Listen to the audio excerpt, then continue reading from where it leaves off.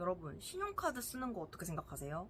제가 오늘 우연히 인터넷을 보다가 신용카드를 절대 쓰면 안 되는 사람 특징 10가지? 이 사진을 봤거든요. 막 월 지출 금액이 얼마인지 모르고 뭐 계획에 없는 소비를 충동적으로 한다던가 뭐 통장 잔고를 제대로 확인하지 않는다거나.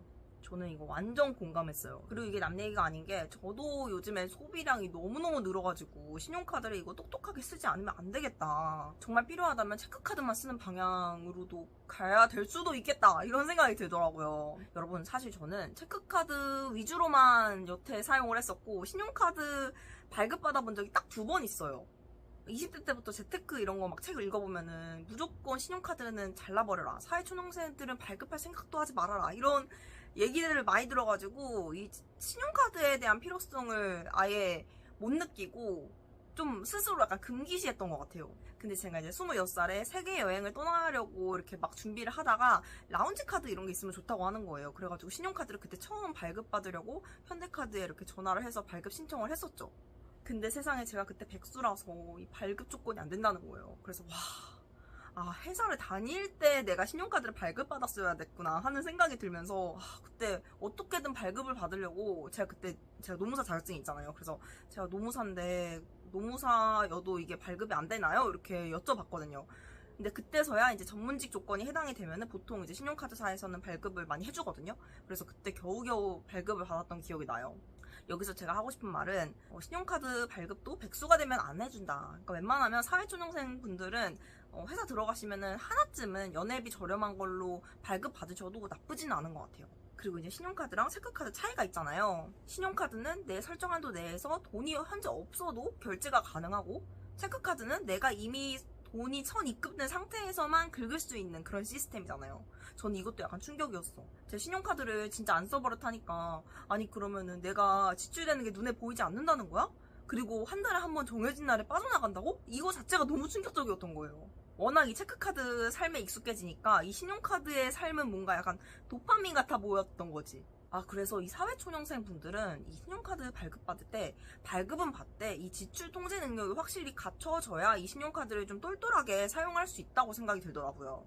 그래서 이 신용카드를 발급받냐 안 받냐의 기준은 내가 월급이 뭐 300이냐 500이냐 이 차이가 아니라 내 소비 방식, 내 지출 습관이 어떻게 되는지에 따라서 이 발급의 여부를 결정을 해야 된다. 생각해보면 내가 이토록 이렇게 체크카드만 고집을 했던 이유가 뭘까? 지금 이 나이 됐는데 이제 벌이도 어느 정도 되고 뭐 소비도 어느 정도 하는데 왜 여태까지 체크카드 위주로 썼냐 이렇게 생각을 해보면 이 소비라는 것에 대해서 무감각해지고 싶지 않았던 것 같아요. 이걸 내 스스로 제어가 들어가야 되는데 신용카드를 쓰면은 이게 제어가 전혀 안 되는 그런 느낌이 들잖아요. 일단 내가 쓰는 게 눈에 보이지 않잖아. 체크카드는 잔고가 줄어드는 그 느낌이라도 나지만 신용카드는 그런 느낌이 안 든단 말이죠. 이게 상당히 지출 관리가 안 되는 사람한테는 되게 위험할 수가 있어요. 이게 막 심각하게 되면 카드를 막 돌려막을 수도 있는 거고 뭐 리볼빙 이런 거를 할 수도 있게 되는 거고 굉장히 위험해질 수 있는 거죠. 하지만 이 신용카드 찬성론자들의 입장도 이게 무시를 할 수가 없습니다. 신용카드 혜택이 좀 쏠쏠하긴 하잖아요. 예를 들면 뭐 캐시백이 된다던가 뭐 공과금이나 휴대폰 요금 혜택이 있다던가 아니면 뭐 커피 쿠폰이 나온다던가 이런 혜택들을 무시할 수가 없어요. 왜냐하면 체크카드는 신용카드에 비하면 그런 혜택이 거의 없으니까. 그리고 좀 웃긴 게 제가 이제 신용카드를 발급받았던 계기가 제가 이제 여행을 많이 다니잖아요. 여행 유튜버다 보니까 이제 기내식을 가끔 지원이 안 되는 좀 저가 항공사라고 하죠. 저비용 항공사라고 하나요?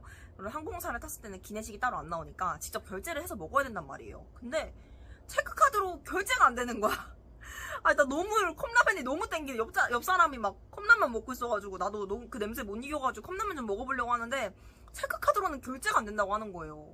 그리고 뭐 외국에서 호텔에서 이제 잠을 잘 때 보증금 같은 거를 이렇게 결제를 해놓는 경우가 있단 말이에요. 그럴 때도 이제 크레딧 카드를 보통 요구를 하시더라고요. 그리고 뭐 가끔 신용카드에는 여행자 보험이 이렇게 지원되는 좀 그런 혜택들이 있는 부분도 많아가지고 이제 신용카드를 저도 하나는 쓰고 있는데 굳이 여러 개는 발급할 필요가 없는 것 같아요. 신용카드를 써야 되는 전제 조건이 있습니다. 일단 큰 전제 조건은 내가 이 지출을 통제하는 능력이 있어야 돼요. 그러면서 이제 체크카드에서 받아볼 수 없는 혜택을 이렇게 받는 건데 일단 할부는 웬만하면 안 하는 걸 추천드려요. 왜냐하면 이 할부를 하게 되면은 뭐 25만 원을 3개월치씩 이렇게 했다고 하면은 나중에 그 25만 원이 되게 크게 느껴질 수도 있고 이 지출 통제가 안 될 가능성이 높아요. 그래서 내가 돈이 정말 어느 정도 벌지 않는 이상은 할부 서비스는 최대한 이용하지 않는 게 좋을 것 같고, 그리고 이게 신용카드가 내가 얼마를 쓰는지 이게 눈에 잘 보이지 않는다는 단점이 있잖아요. 그렇기 때문에 가계부를 무조건 쓰셔야 될 것 같아요. 돈을 무제한으로 쓸 수 있다는 그런 생각을 하는 게 아니라 이제 나름대로 나는 한 달에 이만큼 쓸 거야 라는 그 통제선을 정해놓는 거죠.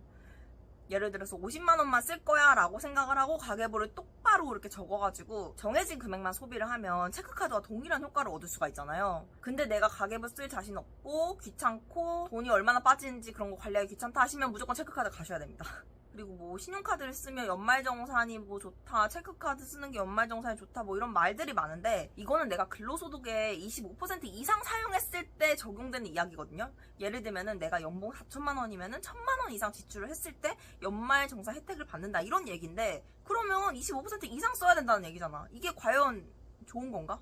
일단 사회초년생은 돈을 모아야 되는 게 우선이 되는 거고, 사회초년생들은 열심히 모아야 되잖아요. 그렇기 때문에 내 근로소득의 25% 미만으로 지출을 하고, 그러면 어차피 연말정산 혜택 없는 거거든요. 그럴 바에는 혜택이라도 조금 있는 신용카드를 쓰는 게 어떻게 보면 좋을 수도 있다. 그래서 이게 참 신용카드를 쓴다는 거는 양날의 검이라고 할 수 있어요. 일단 내가 회사에 입사를 하시면은 하나쯤은 발급을 해두시면 여러모로 비상시에 도움은 될 수 있지만, 그거를 막 주되게 사용하는 거는 조금 위험한 것 같고요. 체크카드랑 신용카드랑 혼용하면서 쓰면서 좀 똑똑하게 쓰면은 굉장히 유용하게 사용할 수가 있다.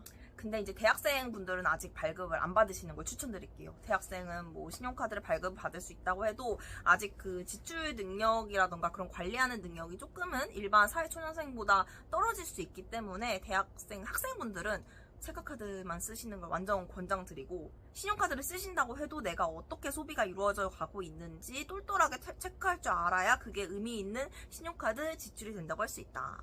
여러분들은 어떻게 생각하시나요? 신용카드를 과연 발급받는 게 좋을지 안 받는 게 좋을지, 정말 이 의견이 정말 분분한 부분이거든요. 저 같은 경우에는 발급은 해놓되 정말 비상시의 경우에만 소액으로 쓰고 있어요. 30만 원 미만으로 신용카드를 주로 쓰고 있고, 웬만하면 체크카드 쓰는 게 좀 많이 버릇이 돼가지고 체크카드를 쓰고 있는데, 여러분들은 어떻게 카드를 활용하고 계신지 댓글 많이 달아주시고요. 저는 또 여기서 이만 인사드리고 다음 재밌는 영상으로 찾아뵙겠습니다. 저의 재미있는 인생 꿀팁 영상들은 계속되니까요. 구독 많이 해주시고 좋은 하루 보내세요. 안녕!